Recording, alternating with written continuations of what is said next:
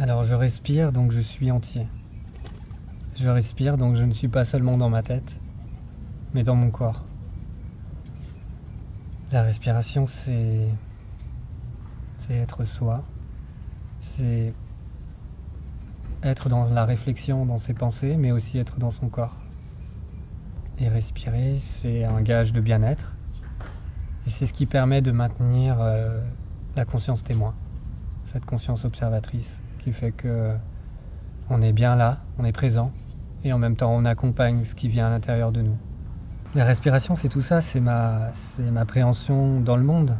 C'est comment est-ce que je m'inscris dans le monde, c'est comment est-ce que je m'autorise à être et je m'autorise à vivre. Est-ce que je m'autorise à respirer? Est-ce que j'ai le droit d'exister?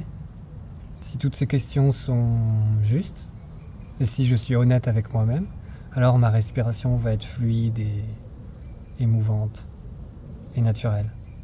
C'est-à-dire, si j'ai peur de souffrir, je vais bloquer ma respiration et je vais faire de l'apnée. Et donc, je vais engager une dynamique de mal-être, de non-respect de moi-même, si je vais plus loin.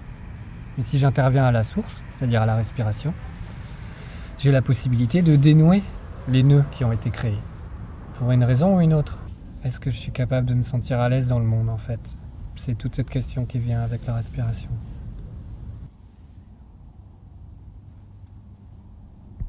Bonne question. La transmutation, ça veut dire transformer le plomb en or. Donc ça veut dire transformer le plomb de l'émotion en or du sentiment. Le sentiment étant ce qui est venu à la conscience, ce qui est passé par le filtre de la conscience. Donc on a toujours l'énergie initiale, mais au lieu qu'elle soit inconsciente, c'est une énergie qui est devenue consciente. Donc c'est ainsi qu'on passe du plomb de l'émotion à l'or du sentiment. Mais au-delà de ça, je dirais que c'est une pratique d'honnêteté intérieure. C'est être honnête avec soi. Qu'est-ce qu'il y a en moi qui fait que je suis dérangé, que je suis gêné, que j'ai peur de montrer quelque chose? Et derrière ça, ce qui complique un peu la chose, c'est qu'on vit dans une société de la répression et de l'évitement. On évite les conflits, on évite les émotions, et donc du coup on a peur de ces émotions. Donc on peut avoir peur de la peur. Donc il faut être très honnête et très sincère dans sa démarche pour pouvoir trouver ce qui est réel et ce qui ne l'est pas. Ce qui est de l'ordre des fantasmes et ce qui est de l'ordre de la réalité. Ce qui est de l'ordre de l'émotion fictive, de l'émotion créée, fabriquée, de l'émotion réelle, initiale, qui vient vraiment du corps et de la mémoire cellulaire. Alors la transmutation, elle s'intéresse à la mémoire cellulaire. Qu'est-ce qui, dans la mémoire cellulaire, peut ressurgir et s'exprimer à travers une pratique de méditation et de libération, de relaxation. En fait. Une pratique, je suis en train d'avoir une émotion par exemple, et donc j'ai quelques tremblements, je les observe, j'observe ma respiration, j'observe mon émotion. Si je me laisse trembler, j'autorise ma peur à se manifester. Si je me laisse avoir des picotements, peut-être que je laisse une colère s'exprimer. C'est une pratique de conscience corporelle, et un changement d'attitude. C'est être à l'aise, c'est être suffisamment en confort avec ses blocages, ses inconforts, pour pouvoir générer suffisamment un espace suffisamment ouvert et libre pour permettre à une émotion de s'exprimer dans son entièreté et libérer en fait la charge et le message qu'elle a à transmettre. Alors, il faut vraiment se poser la question, quelle est sa responsabilité vis-à-vis des émotions? Comment est-ce qu'on peut se responsabiliser? Et surtout, comment est-ce qu'on peut les appréhender d'une nouvelle façon? Sans les juger, sans les mettre dans des boîtes. Et tout ça, c'est une pratique de l'innocence et de l'honnêteté intérieure.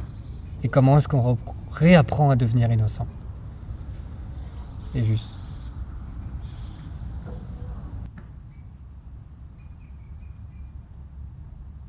On a une voix intérieure qui nous dit des choses en permanence, qu'on écoute ou qu'on n'écoute pas, avec des répercussions bien sûr.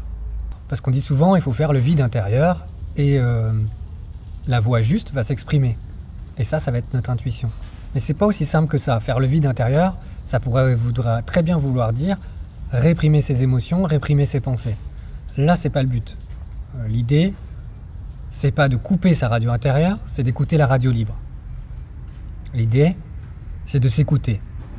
Mais pas de s'écouter en termes d'amour propre et de se dire « Oh mon Dieu, qu'est-ce que je suis malheureux » et de faire le Calimero. Il ne s'agit pas de ça. Il s'agit vraiment de s'écouter profondément, intérieurement, et de dialoguer avec ces différentes parties de soi qui peuvent être blessées et qui peuvent empêcher cette forme intuitive de pensée de s'exprimer.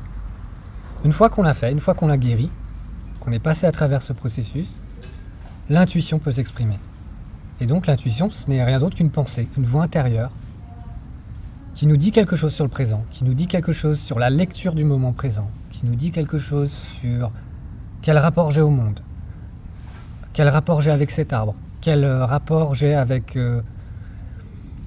la nature ou avec la ville, peu importe. Donc je peux poser une question et j'aurai une réponse.